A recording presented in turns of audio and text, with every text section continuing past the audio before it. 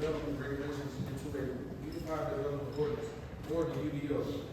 The UDO is the town's primary tool guiding land use and development activities in ways to improve quality of life, support property values, and protect the town's unique character. Good evening, Madam Mayor, Alderman. I'm Chad Meadows with Corporate Planners, and with me tonight is Andrew Hustle. And it is our pleasure to be here. I will tell you that you guys project like crazy. I've never been to a meeting where so many people projected so well, so I will do my very best to make sure that you can hear me. Again, appreciate this opportunity to be here with you guys tonight. I think this is our first opportunity to have a formal presentation about this project. I'm going to organize my comments into 5 parts. I think we'll take about 15 or 20 minutes, plus whatever time you guys would like to have for questions. So with that, hopefully, turn this on, and it'll work. Okay. You guys see, everybody see the screen? We cover these 5 areas. I want to talk about the project background. I'll talk a little bit about the code assessment, the annotated outline, if there are any questions, and then next steps. Our project goals, Anthony mentioned several of them. Our objective here, there's 7. The first is to establish a unified development ordinance. In other words, a single document that consolidates your zoning, your subdivision, food trucks, stormwater, a handful of other development regulations into a single document. We want to implement your 2030 comprehensive plan, your bicycle and pedestrian plans, all of your land use policy provisions. We need to implement those. Raising the bar for development quality, bringing a higher level of quality to development here in Dallas. Ensuring that the development review procedures are predictable and fair. Ensuring consistency with state and federal law. Maximizing the use of illustrations. And then finally, the town's going to self-codify your unified development ordinance. In other words, you'll be responsible for keeping it up, which will save you a lot of money, save you a lot of time, and make sure that your citizens have access to the latest and greatest version of the adopted document much faster than it would have if you had an outside codifier. Now, this is a project scheduled. To be fair, we've had a very slow start. Staff has settled in and we're speeding up this project.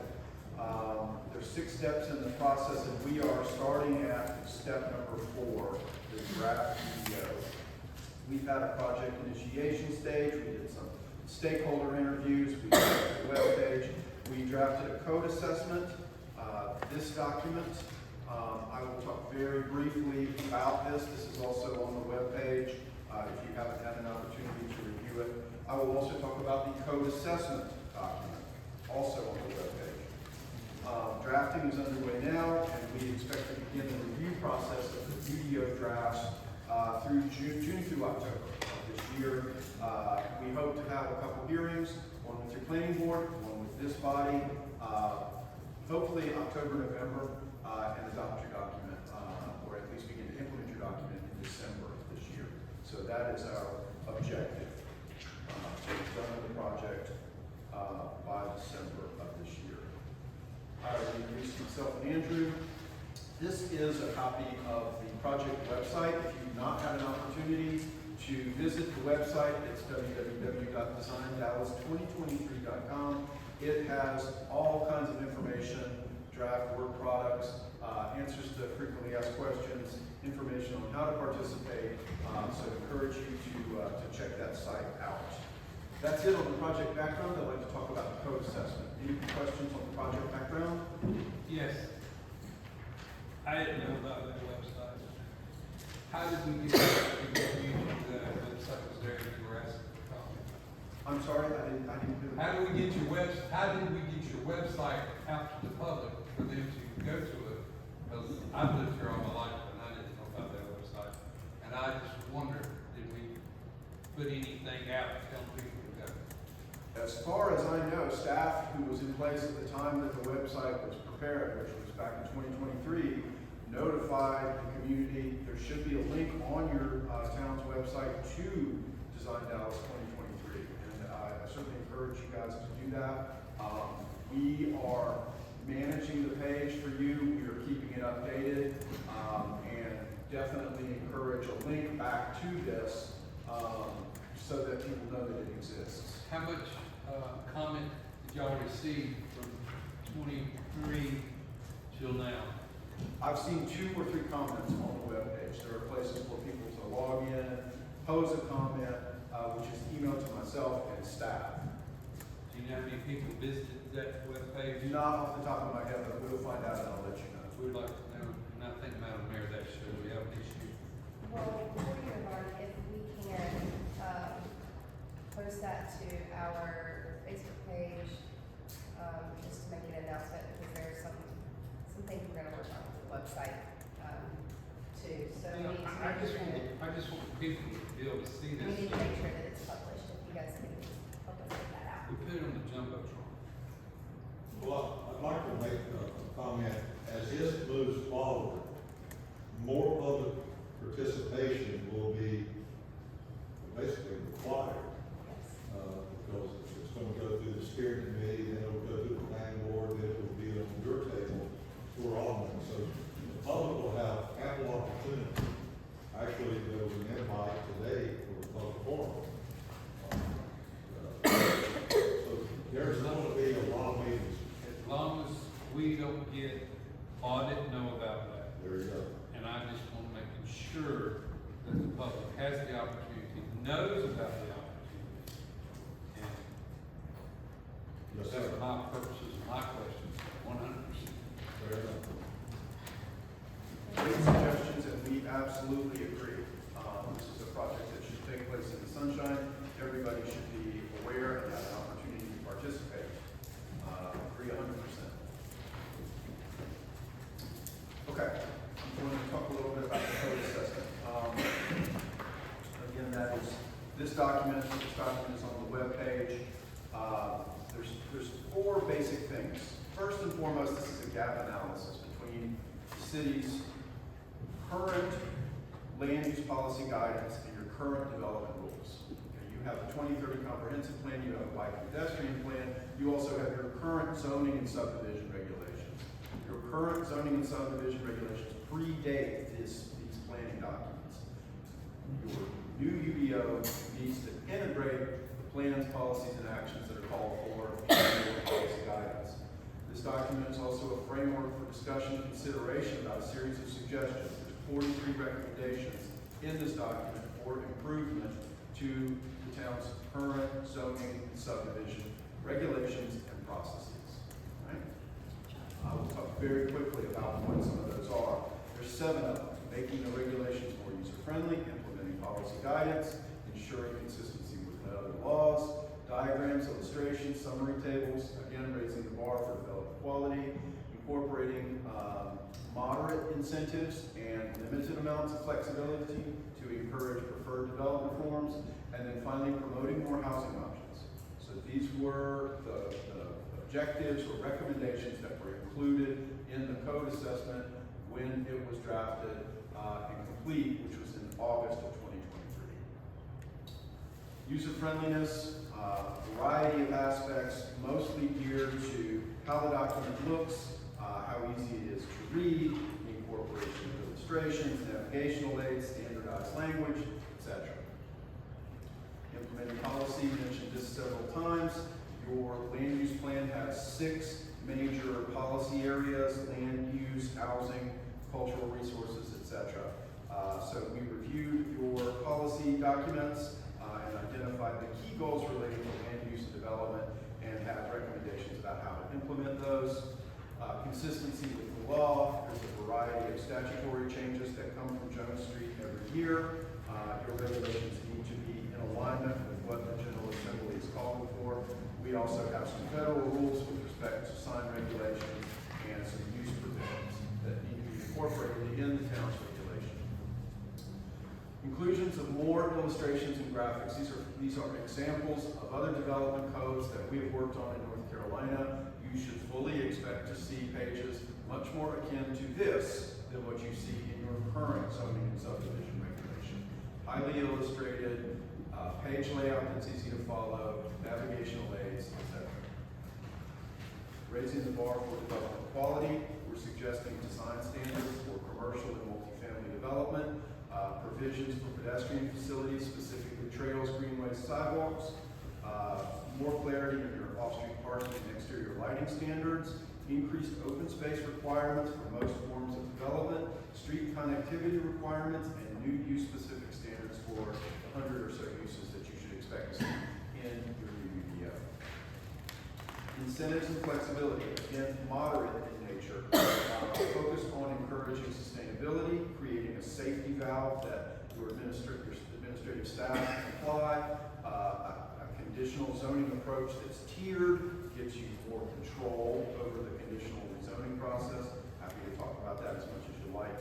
A conservation subdivision option, some density bonuses for single-family detached residential development that meets design guidelines, incorporating menus of choices into your design standards so that applicants have a variety of things to choose from, dealing with non-conforming site features in ways that don't discourage the development of existing sites in town, and then finally new standards for infill compatibility. Finally, more housing options, a wider range of more by right housing styles, recognition of so-called small lot, small size kinds of developments, accommodation of accessory dwelling units on lots that have single-family homes on them, more clarity about multifamily and townhouse, where are those districts where these are permitted, what are the standards that we're going to apply, and what is the procedure that we'll use to consider those kinds of applications. Incorporation of some incentives for workforce or attainable housing, not necessarily subsidized housing, but housing that's intended for the workforce. Finally, live-work units accommodating those kinds of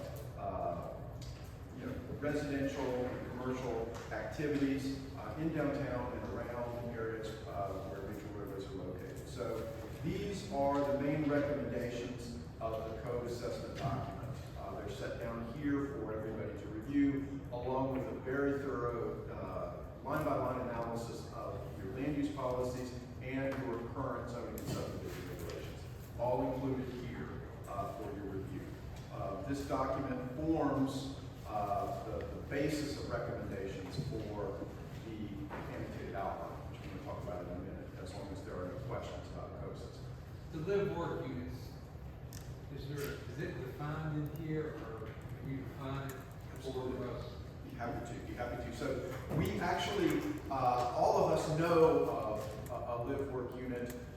It's something that we got away from in the 50s and 60s. A live-work unit, think of a store where the store owner operates a commercial establishment on the first floor, on the ground floor, and lives with his family above it. That's an example of a live-work unit. We got one on the corner. Indeed. No, This is right. not a new concept at all. It's kind of back to the future. Current zoning regulations make that illegal, and we are trying to encourage that kind of more efficient development pattern. So in Dallas right now, we can't have that except for the one place that's grandfathered. Right.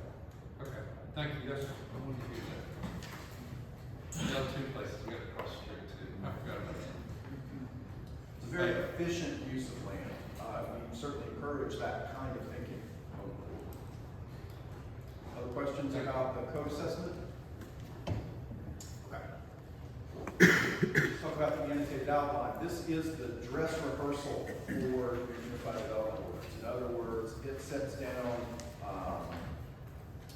the concepts that we introduced into the code assessment. It sets out the document format, number of chapters, the article and sequence organization. There's detailed information about procedures, districts, uses. It's an exploration of the development standards. This document, it has a blue cover. The one that I have in front of me today is black and white, but this document has a blue cover. And it is in every way what your UDO will look like, except it's just an outline. It's the Cliff Notes version. It is not the complete document. We put it together first before we start the drafting process. Okay? So I'd like to talk a little bit about some of the material that's in here. There are 9 chapters in the document. They are set down by topic. All of the information that relates to a particular chapter, whether that's an application, a district, a land use, a standard, etc., are are set down in that chapter. You'll note that the chapters, but for chapter 9, chapters are in alphabetical order. All of the main sections inside each chapter are in alphabetical order. And we have tried to bring light material together. Also, the material that you use the most is closer to the front of the ordinance. The material that you use the least is closer to the back. Okay? This slide shows a couple of things. One, the image on the left is the style set. In other words, this is kind of what the text looks like. It's part of the page layout that we've developed for your ordinance. On the right is an about this document section. I've highlighted this so that you know that there are portions of your ordinance that you can incorporate that will explain to readers how to use the document. You could even supplement it if frequently asked questions. So there's a variety of different things that we can incorporate in this sort of prefatory piece of your UDO, and certainly would recommend that you do that. You have a series of chapter-based hyperlinked tables of content. In the digital versions of the documents, you'll be able to click on any one of those content entries that you take into that portion of the document. On the right-hand side of the page is basically what the new UDO text will look like. That's the administrative adjustment procedure as we've drafted it, and it explains for you the various page layout, how the headers and footers work, the navigational aids, there's a procedural flowchart for that particular procedure, etc. So this gives you a preview, if you will, of what your UDO pages will look like. So I'm not going to go over all of this material in great detail. In the interest of time, I'll just cover for you what the main chapters are and what they do. Chapter 1 is your administration chapter. Think of that as your legal boilerplate, your review authorities, transitional standards, vested rights, etc. Chapter 2 is your application standard. All of your application provisions are located in Chapter 2. There are 31 procedures set down in that summary table, of which you see the first page. 13 of those procedures are new. All the procedures follow a standardized format, and we have incorporated a series of review procedures that your town staff will review for the consideration of each and every one of those 31 different application types at the back of the chapter. Chapter 3 is your districts chapter. On the screen is the zoning district translation comparison table. In other words, the column on the left shows your current zoning districts. The column on the right shows how we would consolidate, revise, and rename those current districts into a raft of new zoning districts. You currently have 8 residential districts. We would suggest 4 in the new UDO. You currently have 6 commercial zoning districts. We would recognize and suggest 3. We also suggest 3 new generic conditional districts. Okay? 1 for residential, 1 for commercial, and 1 for mixed use. Okay? This is an example district layout. All of the information in each and every one of your zoning chapters will be set down in a pair of pages like this. There's a purpose and intent statement, a series of precedent imagery, a dimensional standards table, and then a graphic that shows how the dimensional standards are measured. Okay. Chapter 4 is land uses. There's 5 kinds of land uses: principal uses, prohibited uses, secondary or accessory uses, temporary uses, and unlisted uses. What you see on the right-hand side of the slide is your use table. This is the new zoning districts, the new use types we would suggest. You see a series of purple rows. I realize that's hard to see on the screen, but there are a series of purple rows in this table. Those are your current land uses. They are proposed simply for comparison purposes. They're not to be included in the adopted version. They're there to make things easy for folks who want to review this. Chapter 5, nonconformities. These are lots, uses, structures, and other things that were lawfully established, but that no longer comply with the regulation. So we have to have some rules for how we'll treat these lawfully established things that no longer meet the rules. Chapter 6 is the standards. This is the development standards. This is the meat of the ordinance, the stuff that you think of most often when you think about your zoning and development rules. Things like lighting, infrastructure, landscaping, open space, design standards, etc. This is an example from another code, what you should expect for your landscaping standards. This shows 2 perimeter buffers, examples of what they look like, what the planting requirements are, the widths, supplemented with the dimensions standard. Continuing on in chapter 6, there are another 8 subsections, owners associations, parking, repairing buffer, signage, stormwater, subdivision design, sustainable development incentives. Here's an example from another code of what the sign regulations look like. So in this instance, there are two different sets of sign standards, and it gives you some examples of what those look like, what the standards are, where they're allowed, etc. So the thing that you should be taking away is highly tabular, highly graphically driven, mostly pictures. And where there's not pictures, there's standardized text that we've structured to be easy to read, easy to follow, easy to administer. Okay? Chapter 7 is violations. These are the rules related to enforcement of the UDO and the town's procedures for addressing violations. Chapter 8 is word usage. This is your definitions, your abbreviations, the rules of language construction. How do we calculate time? How do we measure the setback on a pie-shaped lot? Those kinds of provisions. And you should expect approximately 100 pages of definitions. Finally, chapter 9 is the appendices. That will be your site plan requirements, your plat requirements, your plat certifications and declarations, etc. So I realize that this is a tremendous amount of information. There's a lot of detail. I'll cover it very, very quickly. One thing that we'd like to explore with the board, if you're willing, is the possibility of a work session with the board, perhaps in the fourth Tuesday in June. I know you guys often like to maybe not schedule during that time, but if it is your pleasure, we would be happy to go into more detail about the code assessment and the annotated outline. There is easily 250 pages of material here that we are happy to spend some time discussing with the board if that is your pleasure. In terms of next steps, we intend to meet with the focus group and perhaps some or all of the planning board to review draft language for the finalized UDO in July, August, September. And shortly after, perhaps in October, starting the adoption process for consideration. So again, I know it's a lot of material. I really appreciate the chance to go over this with you. Typically, we would have covered this material months ago, but this project has been, we've had some challenge with turnover and so forth. So glad to be here now, glad to be getting on track in terms of timing, and happy to try to answer any questions you guys may have. Got a lot of reading. I think this is great. I'm organized. Teacher, he loves it. So. This will not address existing substandard housing and enforcement, correct? Correct. The minimum housing standards are not included in this. Any questions, comments? Yes? Just overall, it was a great presentation. I know I've sat through in the previous administration, we were working with UDO and so forth, and this is very, very precise, very much to the point.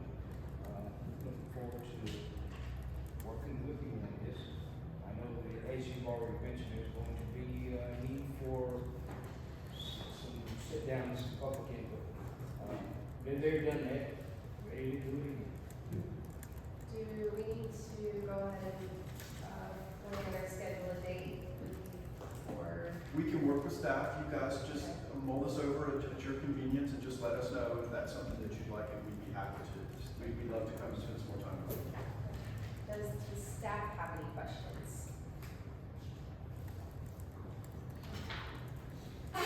Thank you very Great, much. thank you so much. Thank you.